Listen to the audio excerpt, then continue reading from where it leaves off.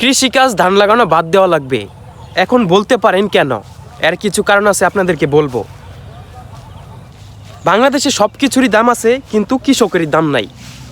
এই যে দেখেন, কৃষকে প্রতি কাঠায় 2 থেকে 3 হাজার টাকা খরচ করে, আর এখন এর ভিতরে পানিতে সব তলিয়ে যাচ্ছে ধান কৃষকের।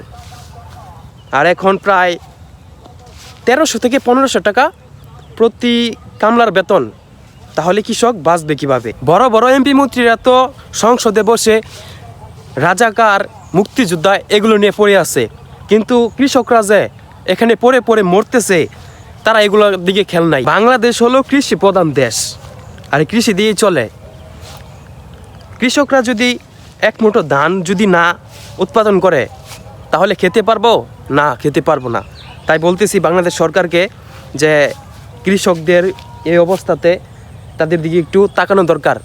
ধন্যবাদ।